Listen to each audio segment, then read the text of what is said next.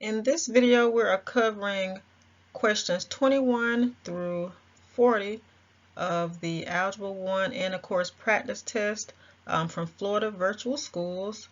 In part 1, I covered questions 1 through 20, so part 2, I'm covering 21 through 40, and then in part 3, I will cover questions 41 through 60. So let's go ahead and get started. So question 21 here, it says, which equation represents the line passing through the points 3, 2 and negative 9, 6? Now, you could find the slope of the line and then find your y-intercept by using the slope-intercept form and then changing the slope-intercept form to standard form. That is one way that you could do that problem, but to me, I think it is easier if you just take these ordered pairs and plug it in to see if you get a true statement. So I'm given the ordered pairs 3, 2 and negative 9, 6. So what I'm going to do, I'm going to take each question and plug in x and y to see if I get a true statement. So for A, I'm going to plug in 3 for x and 2 for y. So that would be 3 minus 3 times 2 equals 9. And that leaves me with negative 3 equals 9. So that doesn't work. I don't even have to plug in the negative 9, 6. All right, so that does not work. I'm going to go to B. I'm going to plug in 3, 2 for B. So x is 3, y is 2. All right, so 3 plus 6 equals 9. So that first ordered pair checks out. I plugged in 3, 2. I need to plug in both. So negative 9, 6. So let's plug that in. I'm plugging this into B. So my x is negative 9 plus 3 times 6 equals 9. Negative 9 plus 3 times 6 is 18. And negative 9 plus 18 is 9. And that checks out. So my answer is B. And of course, if that did not work, you would keep going. But I find that with these questions, if you're given ordered pairs and equations and you're trying to see which one fits, plug in x and y. So I think that's the quickest way. If you did want to find the slope and rewrite it in slope-intercept form, that is fine. But I think this is a little quicker, just plugging in the numbers. And so for this one, my answer is B. Let's take a look at number 22. It says, which equation represents the line passing through the point 4, negative 16 and is perpendicular to the line y equals negative 2/3 x plus 8. So remember, your perpendicular slope is always the opposite reciprocal. Okay, so you're going to flip the fraction and change the sign. The slope here is negative 2/3, so I'm going to make this positive, my slope positive, and flip the fraction. So the perpendicular slope would be 3/2. And I could use the process of elimination. I could eliminate A, B, because it says 2/3, and I could eliminate C. So D would be my answer because it is the only one with the perpendicular slope. But let's say that you had two equations where you had 3/2 for your slope. Then what you would do, you would take this ordered pair and plug it in to see if you got the same B. So again, x and y. If I plug it in the slope-intercept form, so my y is negative 16. My slope would be 3/2. X is 4. So I'm just solving for B. Negative 16. So 3 times 4 is 12. 12 divided by 2 is 6. All right. And then I would I would subtract 6 because that is a positive 6. If I subtract 6, I get negative 22 for B.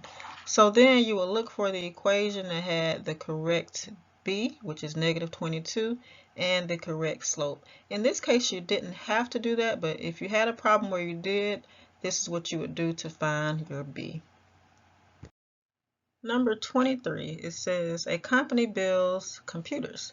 It costs $6,700 to build 10 computers and $12,200 to build 20 computers.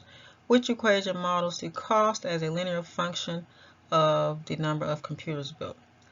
So I'm actually going to show you both ways. I'm going to plug in x, my input, to get my output, but I'm also going to use ordered pairs to write the equation. And so since the number of computers built is x, we can use this as one ordered pair. So if the number of computers built is x, in this case 10 would be x, and then the 6700 would be my y value. Same thing here, 20 would be x, and 12,200 would be my my y value, and I could find the slope. So x1, y1, x2, y2. Plugging it into slope form, that is 12,200 minus 6,700 over 20 minus 10. That leaves me with 5,500 over 10.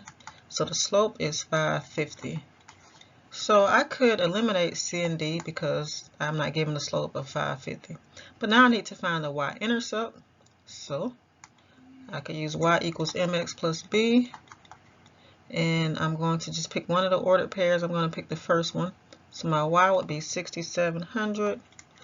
My slope is 550. My x is 10. And then I just solve. 550 times 10 is 5,500 plus b, and I subtract 5,500. So I'm solving for b to get my y-intercept, and I'm left with 1,200. So slope of 550 with a y-intercept of 1,200 would be b. Okay. So that is how I would do that type of problem if I needed to write an equation. I'm showing you that because you may have a problem where you actually have to come up with your own equation and you can't just plug in the numbers. So now, of course, if you're given answer choices, you could just plug it in. You know, 10 computers, if I plug in 10 for x, so 10 times 550 is 5,500 plus 1,200, that gives me 6,700. If I plug in 20 for x, 20 times 550 gives me 11,000, and then I add 1,200, that gives me 12,200. So it works. It will check out. So if you're given answer choices, plug in x to see if you get the same output. You could do that. I think that's the easiest, but you may have a question where you have to actually come up with your own equation, and so you need to learn how to do this method as well. All right. Let's take a look at number 24. It says the graph below shows the revenue earned by a company in its first 4 quarters of operation. A line of best fit has been drawn on the graph. Based on the linear model, how much revenue in thousands of dollars should the company earn in its 5th quarter of operation? And so looking at this graph, I noticed that I actually have 2 points that I could use to slope right here on the grid. So you could find the slope 2 ways. You could look at the ordered pair. So this is the ordered pair 330, and this is the ordered pair 440. And you could do x sub 1. Well, you could use this formula here. M equals y2 minus y1 over x2 minus x1. And then label x and y and find your slope that way. But I find that with a graph, I like to just count the spaces. And so if I count up 1, 2, since my revenue is going by tens or tens of thousands, my rise would be 10. So remember, if you have a graph, it's rise over run. So my rise is 10, and then I have to go over 1 to get to my other point. So my run is 1 because the number of quarters is going by ones. So my slope is 10. If you were to plug it in to this formula here, you will get the same thing. And now I'm going to actually count up 10 again to see how I could get to 5. So I go up 1, 2, and I go over 1, and I'm at 5 for my y, my x value. So I could stop here because I'm at 5. It says for the 5th quarter. And so where am I at? I'm at 50. So it says in thousands of dollars, that is $50,000. So 1, 2, 3, 4. So total, the money that the company made, or the revenue, was $50,000 predicted.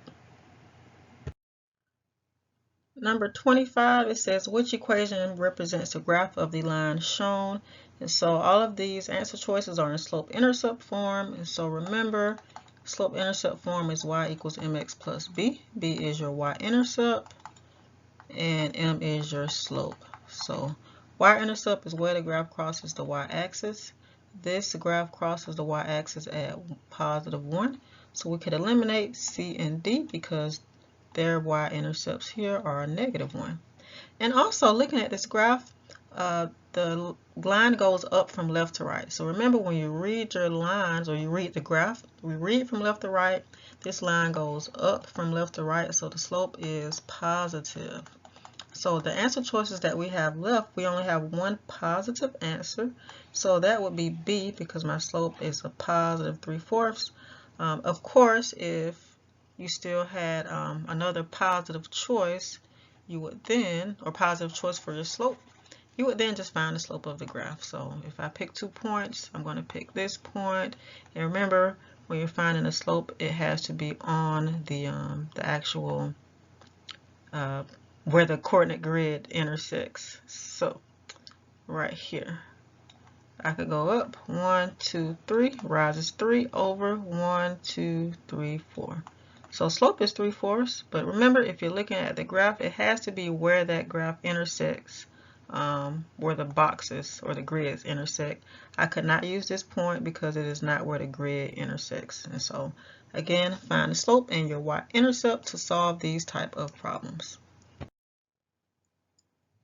Taking a look at number 26, it says determine the number of solutions based on the graph for the following systems of equations. And remember, you have 3 ways you can solve systems. You have elimination, substitution, and graphing. So you can use substitution if you have a variable that is by itself, but we don't here. Use a graph when you have a grid, but we do not have that, so we're going to use elimination. Remember, with elimination, you need to line up everything. So I'm going to just rewrite the 2x plus 5y equals 7. But my second equation, I need to move the 4x over because I want everything to line up. So when I move the 4x over, it is negative. When I move it over, it's going to be a positive 4x. So I'm going to just write it underneath. So 4x plus 10y is equal to 14. Now I could use elimination. So I want to eliminate one of my variables to solve for the other one. I'm going to look at the x's because I want to cancel out one of my variables. So I could multiply this top equation by -2, because if I do that, that will make this to a -4, and my x values would cancel out. All right, so let me just rewrite or multiply 2 through. 2 times 2 is -4x. And again, I'm doing this because I know that -2 times 2 would give me this -4, and I could cancel out my x values or eliminate my x values. -2 times +5. Keep in mind that you need to multiply by everything, so that's -10y. And -2 times 7 is -14. So now I like to put a check mark by the 2 equations I'm going to use to solve. So I'm not going to use the top one anymore. But now I'm looking, I wanted to eliminate the 4x or the x's. That's just 0. That cancels out. But look at what happens here. I have plus 10 or 10 minus 10y. This is also, it cancels out. So that's just 0. And 14 minus 14 is 0. This is a true statement. So my answer would be infinitely many solutions. So whenever your variables cancel out and you get a true statement, your answer is infinitely many solutions, or you may see all real numbers. That is the same thing as infinitely many solutions, or you may see identity. It all means the same.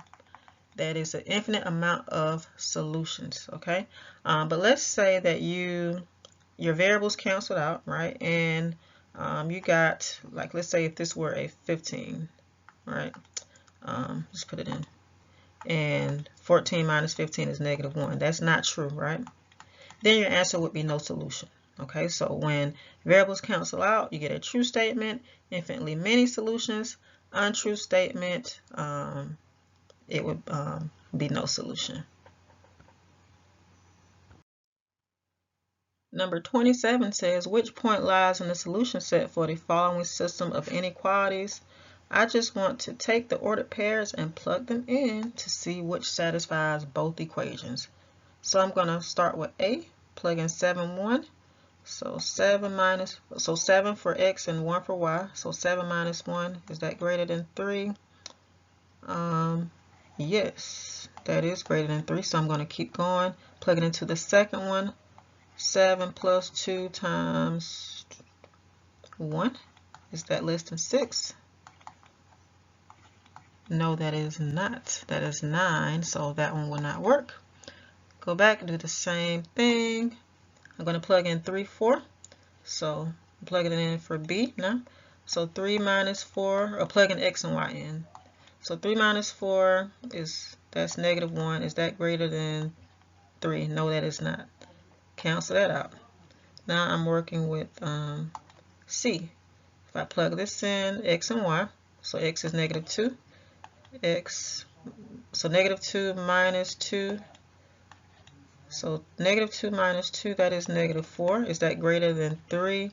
No, that is not. So that cancels out. So notice I plugged in into the second equation because the first one actually checked out. So if the first one doesn't check out, you can just move on. You don't have to plug it into the second one. Now I'm going to plug it into D. Well, D will be the only one that works, but I just want to make sure because remember that we can make mistakes. And so if we made a mistake, we could have, and we didn't plug it in for D, we would have to go back and plug them in again. So I'm just going to make sure. 4, 2, so I'm plugging it into the top one here. So 4 minus -2 here, so that's 4 plus 2, and yes, this checks out. Okay, I'm going to plug it into the second one, so I'm just making sure here. So x is 4, so 4 plus 2 times -2, so that's 4. 2 times -2 is -4. That is 0. 0 is less than 6. So that one checks out. So just plugging in your values to see if you get a true statement. For number 28, it says which systems of equations is represented by the following graph.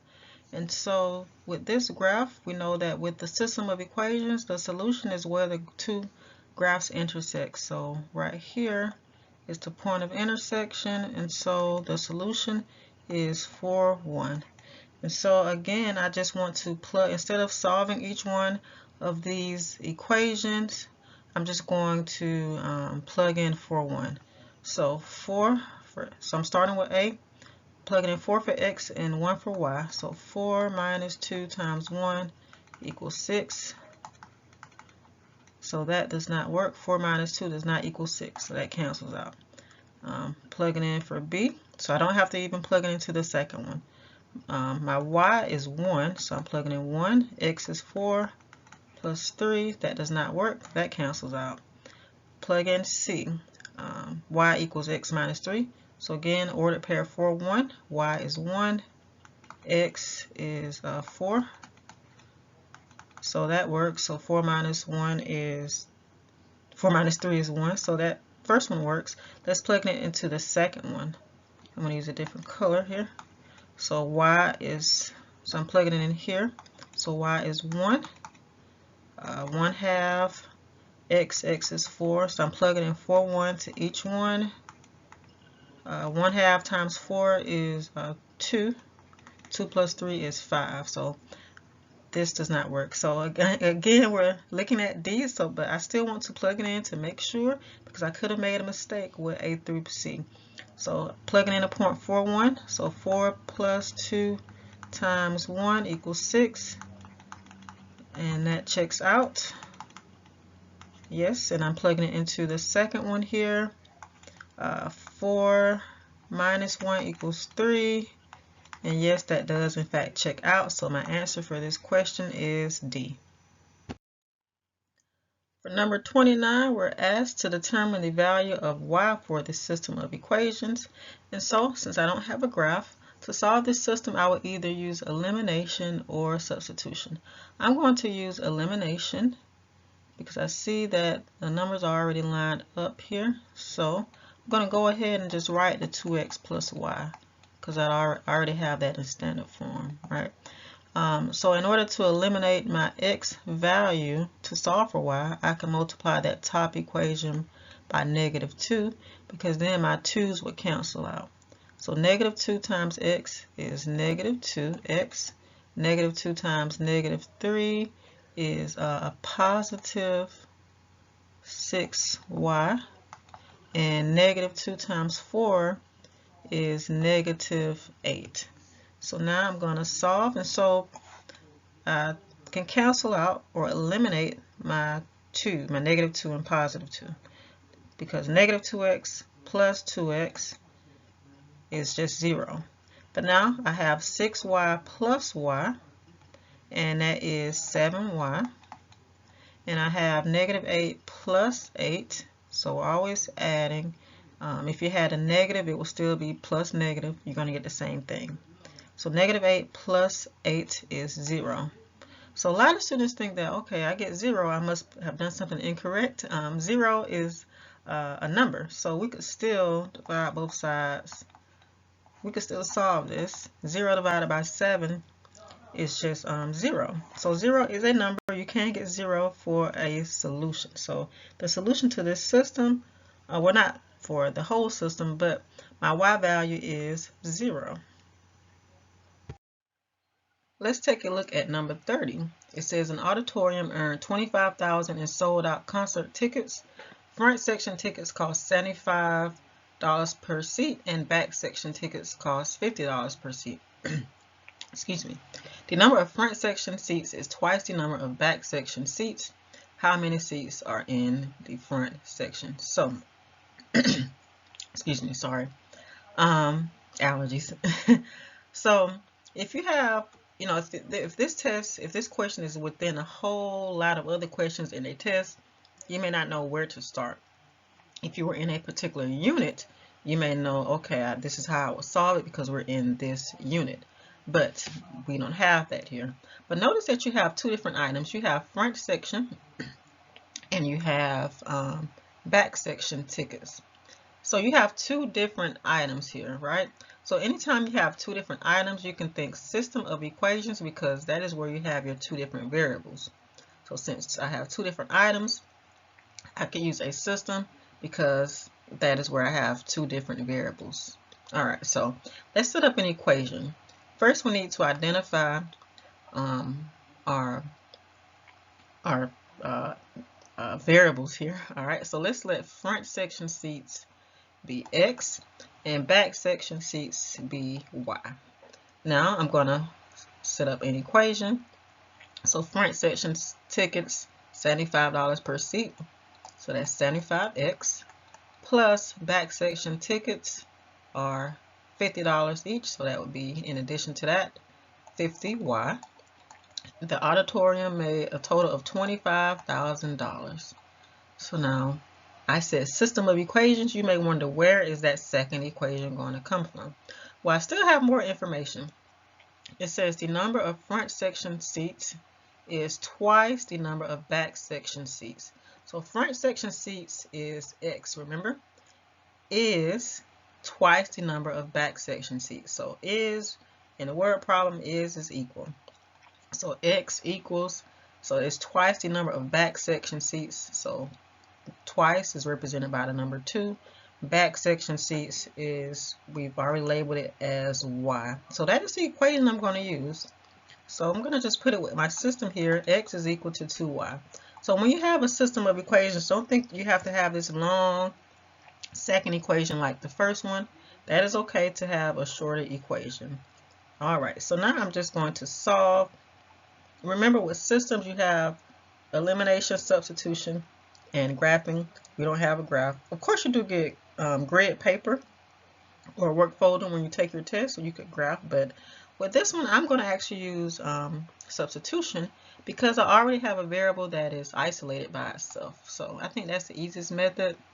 I already have an x by itself, so I'm going to substitute the 2y. Since x equals 2y, I could substitute the 2y into my first equation to get rid of, so I could solve for my y value. So I'm left with 75. Instead of putting x, since x equals 2y, I'm going to replace that x with 2y. And I bring down that plus 50y. And so now when you're solving systems of equations, remember the whole point of substitution is to try to solve for one of your variables first. So if you're plugging in a variable or you're substituting back in and you still have two different variables, you should know that, okay, I've done something wrong. Because at this point, the whole point of substitution is to get down to one variable. And I have only a y value. I have no x's, which is what I want. So now I just solve for y. 75 times 2y, that's 150y, plus 50y is equal to 25,000. Combining like terms, 150 plus 50 is 200y, equals 25,000. And then I divide by 200. I just have that one-step equation there. So 25,000 divided by 200 is 125. So y is represented by my back section, right? Because that is what I labeled here. And but the question asks how many seats are in the front section. So I'm almost there. This is my back section. I need to plug in, since I know that x, which is my front section, is equal to 2 times y. I could take this value and plug it in, substitute it back in, right? So, because I want to solve for x. So x is equal to 2 times 125, and that is 250. Or you could have said, okay, I know that the front section seats is twice the number of back section seats, so multiply by 2. Either way, you're going to get the same answer, which is 250 for your front section. So my answer is 250 for this problem. Okay, so we've reached the halfway point of part 2. We're at number 31, but we've also reached the halfway point of the entire practice test, which is 60 questions. And so number 31, let's go ahead and get started on this problem here. It says Sam has a total of 58 DVDs and CDs. If the number of CDs is 2 more than 3 times the number of DVDs, how many CDs does he have? So again, we have two separate items. We could use a system. So I'm going to let X be DVDs and Y be the CDs. So he has a total of 58. So I could write my first system, X plus Y. So DVDs plus CDs equals a total of 58. Then it says if the number of CDs, so CDs is Y, is 2 more than 3 times the number of DVDs, how many CDs does he have? So CDs is Y, because that is what I used, is 2 more than 3 times the number of DVDs. So 2 more, right, then 3 times the amount of DVDs. So DVDs is X, so 2 more than 3 times that would be 3X plus 2. So I'm going to bring that other equation down here. Y is equal to 3x plus 2. And I'm going to actually use substitution again. So we're asked to find the amount of CDs. So for CDs, I used Y. So I want to solve for Y. So what I'm going to do, I'm going to actually, I could plug in 3x plus 2 in for Y in my first equation. But then I have to solve for x first, right? But I want to just solve for y. So what I'm going to do, I'm going to actually move this y over. So that's going to be x equals negative y plus 58. If I move this y over, it becomes negative. And I'm doing that because I want to find y. So now I could take that negative y plus 58 and plug it in for x. So y is equal to 3 times negative y plus 58 plus 2. So now, hopefully I didn't make it more complicated for you, but anytime you're solving with a system, you want to get a variable by itself. And again, I could have just plugged in the 3x plus 2 in for y, but I would have ended up with x, which is DVDs. I want y, so that is why I solve for x. So when I plug it in, I'm going to be finding out what my y value is. So I've solved for x by subtracting y. Then I'm taking this y plus 58 and I'm plugging it in for x into this equation right here, the second equation. So now I'm left with 3 times negative y, negative 3y, 3 times 58, that is 174 plus 2, kind of running out of space here. I'm going to go up here. So y is equal to negative 3y. 174 plus 2 is 176. And solving for y, adding 3y. 4y is equal to 176. 176 divided by 4 gives me 44. So y equals 44, and so I have solved this problem for the amount of CDs.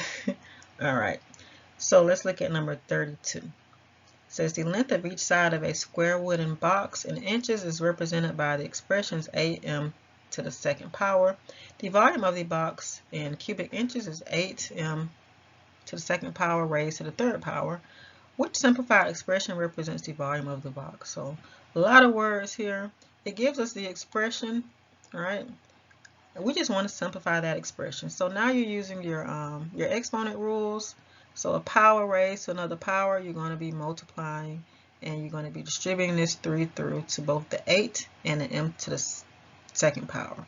So I'm going to rewrite this as 8 to the third power because I have to apply that third power to both, and m to the sixth power. How did I get 6?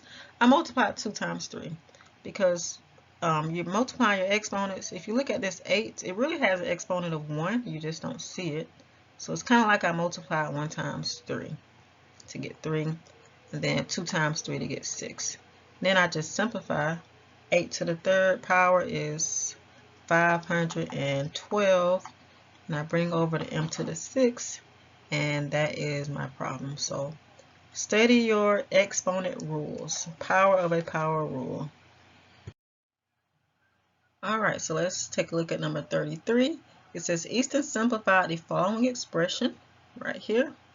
If he writes his answer in the form x to the a plus b to the y to the b plus z to the z to the c, what is the value of b, the exponent of y? So basically, makes it a little more complicated than what it is. We want to simplify this expression, and whatever exponent we have for y, that is our answer. And so remember, if you're multiplying and you have the same base, you want to add your exponent. So again, you have those exponent rules. So you're going to add the exponents when you're multiplying the same base. And so I'm going to add, so x to the second and x to the fourth, that is x to the sixth. All right. Next, I have, use a different color here, y to the sixth and y to the fifth, that is y to the 11th. And then I have z to the fifth and z to the 8th, and z to the third, that gives me z to the 8th. But it asks, what is the value of b, the exponent of y? The exponent of y is 11, so I could have stopped right there, but I just kept going. And my answer here is just 11. Let's take a look at number 34. It says a film set designer is using white and colored tiles in a pattern to create paths of different lengths. If x is the length of the path in feet, the number of colored tiles is needed to make is calculated using the rule 3xy times 7xy squared, where y represents the number of white tiles. Which simplified expression represents the number of colored tiles for a path of length x feet? A lot of words in this problem. This is just asking us to simplify that expression there. Okay, so which one is a simplified expression? From here, I could just multiply my coefficients and add my exponents. So similar to the previous problem, again, we're using our exponent rules. So my coefficients are 3 and 7, so I'm going to multiply those. That is 21.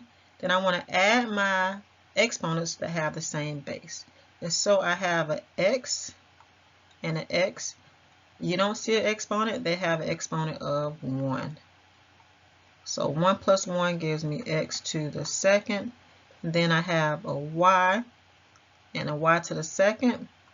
I don't have a variable here, so that's understood 1 for the y. So 1 plus 2 will give me 3. That is y to the third. And so my answer for this question is D. Let's take a look at number 35. It says a concert hall is in the shape of a rectangle. Its floor has length x plus 6 meters and a width of 2x minus 3 meters. The expression below represents the area of the floor of the hall in square meters. Which of the following simplified expressions represents the area of the floor of the concert hall in square meters? So with this type of problem, it actually gives us the expression. We're just going to multiply that through, right? If it did not give you the expression, to find the area, if you're given a rectangle, so it says that the length was x plus 6 and the width was 2x minus 3. To find the area of a rectangle, you multiply length times width, and so you will end up multiplying these two. These are binomials. So if it did not give you the expression here, that is what you would do. You would just multiply. So we're given this expression x plus 6 times 2x minus 3. You can either use the full method or the distributive property. It does not matter. You're going to get the same expression. I'm going to actually use the distributive property, meaning I'm going to multiply x times 2x minus 3. Then I'm going to go back and multiply 6 times 2x minus 3. So x times 2x, that is going to be 2x to the second. So remember, if you're multiplying and you have bases that are the same, I'm adding my exponent. So x and x is x squared. All right. X times 3, negative 3. That is a negative 3 because I have a minus. Remember, you look at minus and negative as the same thing. So negative 3x. Now I'm going to go back and multiply 6 by everything.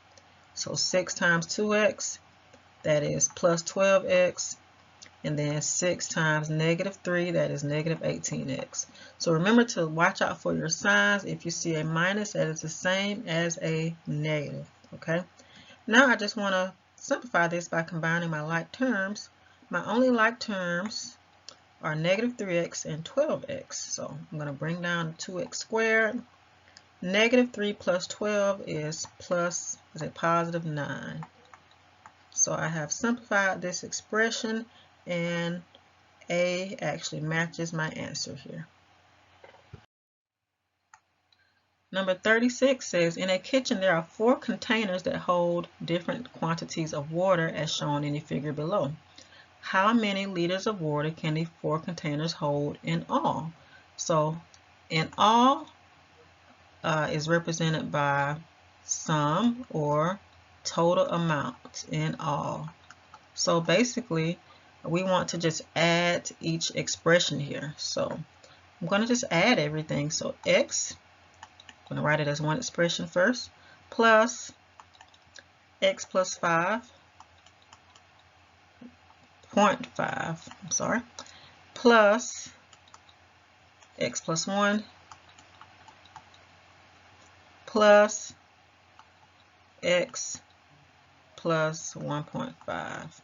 I could have put parentheses around it. It doesn't matter because you're going to end up getting rid of them anyway. But I left the parentheses off and I just underlined what I was adding, combining each time. So then I don't have to worry about getting rid of parentheses. So now I'm just going to combine my like terms, x plus x, x, and x. So x plus x plus x plus x is 4x. I have 4 x's. Remember, it's like a 1 in front. You just don't see it there. All right. My other like terms, I have 0.5, I have a 1, and I have a 1.5. When I add all of those together, 0.5 plus 1 is 1.5. 1.5 plus 1.5, that gives me 3. So my total is 4x plus 3. Number 37 here, it says a greenhouse that specializes in growing bell peppers is divided into sections. The number of plants in each section depends on the number of sprinklers in that section. In a section with x sprinklers, there are 3x times x plus 3 red bell pepper plants and x plus 4 squared yellow bell pepper plants. Which simplified expression represents the total number of red and yellow bell pepper plants in a section with x sprinklers? So again, we have the total number. We want the total amount of red and yellow bell peppers. So 3x times x plus 3 represents the red bell peppers, and x plus 4 squared represents the yellow bell peppers. Since we want to find the total number, we would just add these two expressions and simplify it.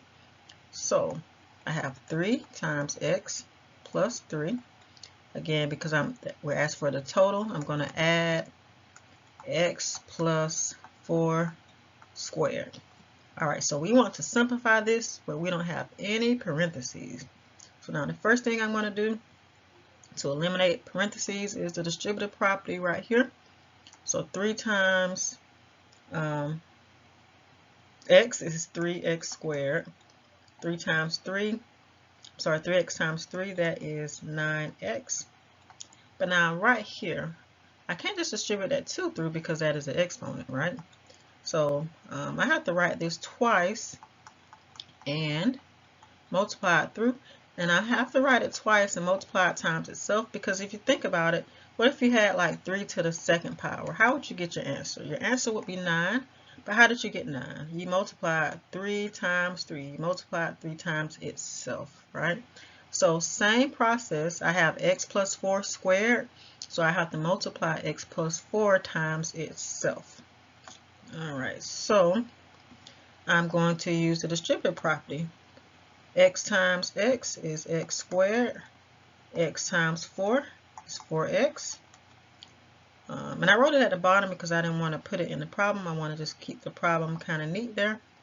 Then I go back, I multiply 4 times x, that is 4x, and 4 times 4, that is 16. Combining like terms, 4x plus 4x is 8x.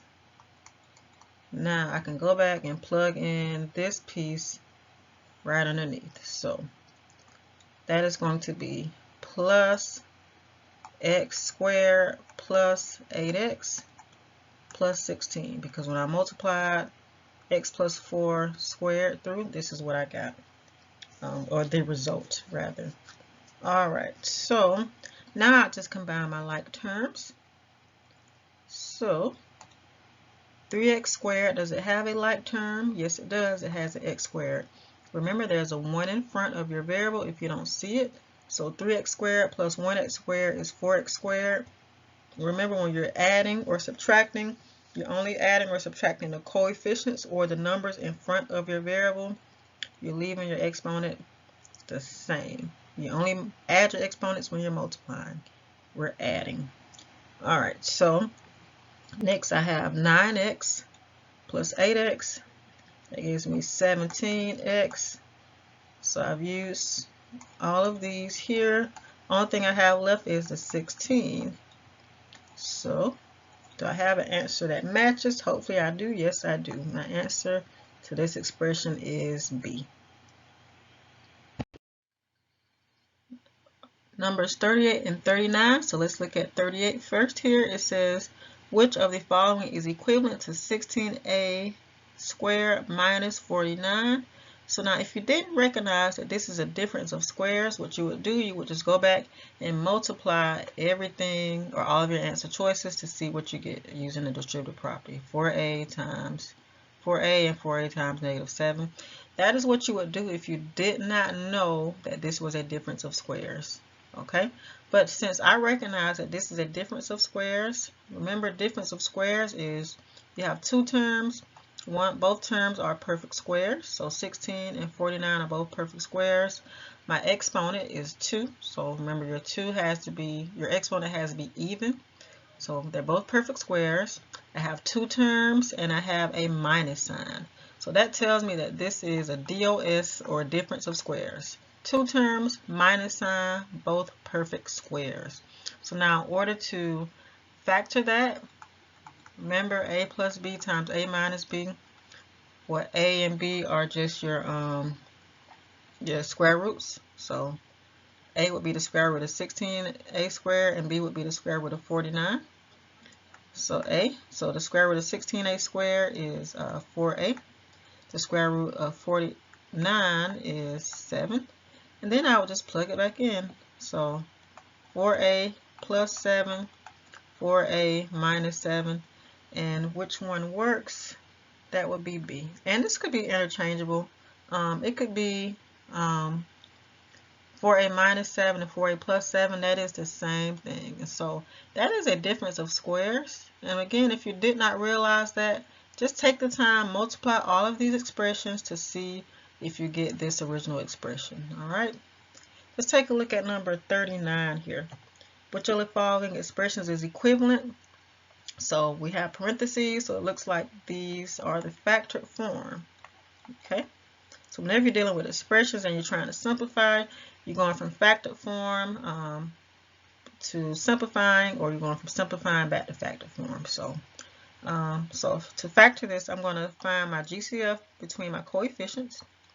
So the greatest common factor between 48, 24, and 12 is 12. Can't use elimination yet because everything has a 12. And then I want to take out my lowest exponent for each variable because that is the least common multiple that you have for each one. So I have an x, and an x to the second. My lowest exponent is an x to the first power. And then for my y values, I have y to the second, y to the fourth, and y to the fourth. My lowest exponent is 2 because that is the least amount, or that is the most of y values that they have in common. So I want to take out the smallest exponent. Now I'm just dividing. So 48 divided by 12 is 4. If I took away an x from here, which I brought out, I don't need that x anymore because I brought it on the outside. And I took away a y squared, I don't need it anymore. So you could say x divided by x is just 1, and y squared divided by y squared is 1. So 4 times 1 is 1. We don't need anything else here. Plus, and if you notice, we could actually eliminate everything except a, right? But let's keep going to make sure. So 24 divided by 12 is 2. I took away the x here, so I don't need it. I took away 2 of the y values, so y to the fourth divided by y to the second, subtracting your exponents, is going to be y squared. And then next, I'm done with this one. 12 divided by 12 is just 1, or negative 1. Don't need the 1, but I'm going to put it anyway as a spaceholder. And then x squared divided by x. So I'm subtracting my exponents. I took away one of these x's, so I'm left with 1x inside. And y to the fourth and y to the second, I took away 2 of the y values, so when I divide it, I get y to the second. And so A does match. Of course, it's not going to have that 1 in front, but I just put it there to show you that I divided 12 by 12. And so we factored this expression. So first thing you want to do, find the greatest common factor.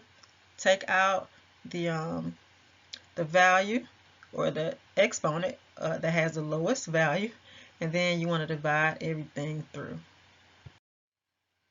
All right, our last question here, it says assuming x equals 0 and y equals 0, what is the quotient? Quotient means we're dividing, so if you know your integer rules, not your integer rules, your exponent rules, you know that you're going to just divide the coefficients and subtract your exponents. So if you're multiplying, you add the exponents with the same base. If you're dividing, you subtract the exponents with the same base. So let's get started on this last problem here for part 2.